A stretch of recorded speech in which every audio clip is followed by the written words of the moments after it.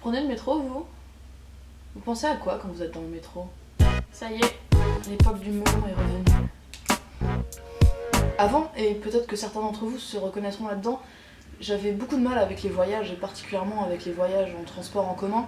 Faut dire que le métro, il les cumule, quoi, parce qu'on se sent claustrophobe, on se sent agoraphobe, on se sent observé, ça c'est le mot qui fait peur.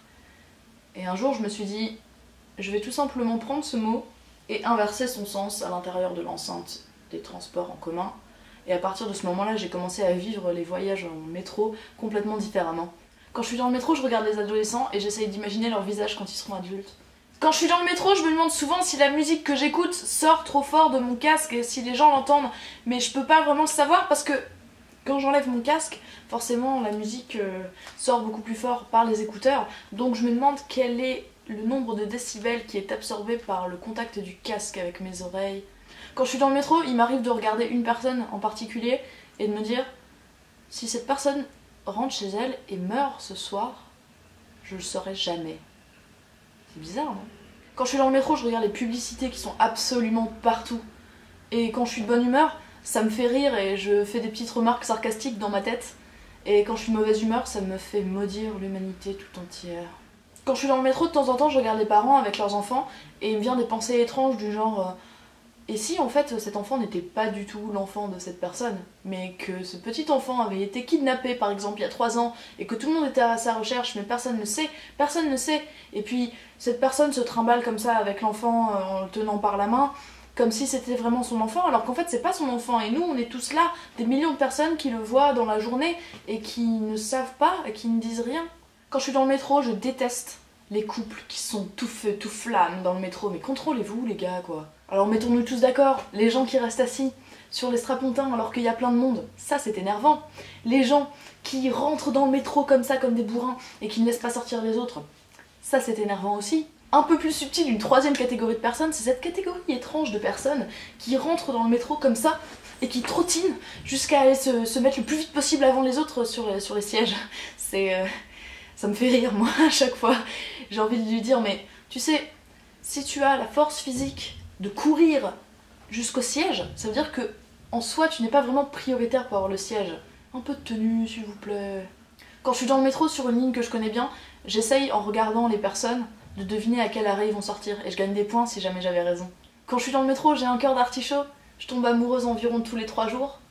Je me fais une petite romance imaginaire dans ma tête avec cet homme qui est là, qui est mignon, qui est joli.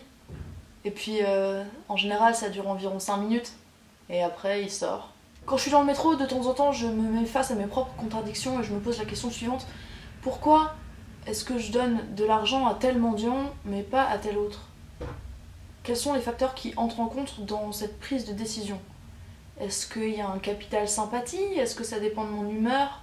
Est-ce que c'est en fonction de l'échelle de déjà vu dans le speech qui est fait par cette personne?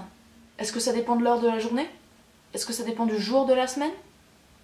Je sais pas. Quand je suis dans le métro, j'aime bien regarder l'expression du visage des gens au repos. À un moment, je m'amusais même à prendre des notes sur mon petit carnet et j'écrivais à chaque fois l'expression qui se dégageait du visage au repos des gens. Et en fait, j'ai constaté que c'était essentiellement des expressions négatives. Déception, ennui, abattement, colère, désapprobation, tristesse,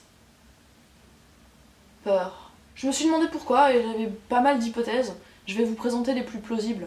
Premièrement, les expressions positives demandent plus d'énergie à communiquer. Si vous voulez faire un sourire, ça demande plus d'énergie que de communiquer une certaine déception. En développant un petit peu cette idée, on arrive à ma deuxième hypothèse, qui est une hypothèse liée à l'habitude. En fait, je pense que par réserve, par pudeur, on a tendance à plus camoufler ces expressions négatives.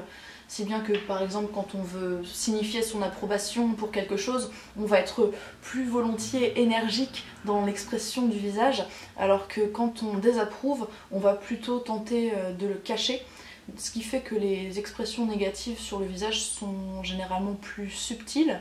Donc par défaut, on aurait un peu tendance à opposer des expressions positives, énergiques, à un état un peu plus inexpressif du visage qui va être considéré par opposition comme négatif. Quand je suis dans le métro, ça m'arrive de laisser un peu pérégriner mon esprit dans des pensées sexuelles et des fantasmes. Et puis après j'en sors et j'ai pendant une demi-seconde l'impression que peut-être les gens s'en sont rendus compte et après je me dis mais non, c'est idiot, ils peuvent pas savoir ce que je pense et en fait ça me fait rire. Quand je suis dans le métro, j'ai une pensée qui me vient très souvent et qui m'obsède. C'est l'idée que quand une personne sort de la rame, je la regarde partir et je me dis ça y est, cette personne reprend le cours de sa vie dont elle est le personnage principal et dont je ne sais rien du tout. Et même si pour moi cette personne est absolument insignifiante, pour elle, toutes les choses qui sont dans sa vie sont absolument aussi fondamentales que toutes les miennes. Elle a des doutes, des peurs, des bons et des mauvais souvenirs, des regrets qui la hantent, des déceptions, des projets, des fantasmes, peut-être une chanson qui lui trotte dans la tête. En fait, chacune de ces milliers de personnes qui sont autour est un monde, et tous ces mondes se côtoient dans le temps et l'espace, mais sans vraiment se rencontrer. Métaphysique. Quand je suis dans le métro, j'aime bien me faire des délires à la Sherlock Holmes, du genre je regarde une personne particulière et j'essaye de voir combien de déductions je peux faire à propos de sa personne, juste avec une observation minutieuse de tous les détails qui composent son apparence. Et la réponse, c'est beaucoup trop peu. Oui, c'est quand même pas aussi facile que dans les bouquins ou dans la série, hein. Faut pas se mentir. À part une alliance, qui veut dire je suis mariée, ou une calvitie, qui veut dire je n'ai plus de cheveux. Le reste des choses est assez mystérieux. Et du coup, face à mon échec, je décide plutôt de penser à la forme étrange de la bouche de Benedict Cumberbatch. Voilà donc quelques-unes des nombreuses pensées bizarres qui me traversent l'esprit quand je suis dans le métro. Et vous? Vous pensez à quoi quand vous êtes dans le métro? Si tu veux, tu peux t'abonner. Si tu veux, tu peux t'abonner. Si tu veux, tu peux t'abonner. Premièrement, les expressions positives demandent plus d'énergie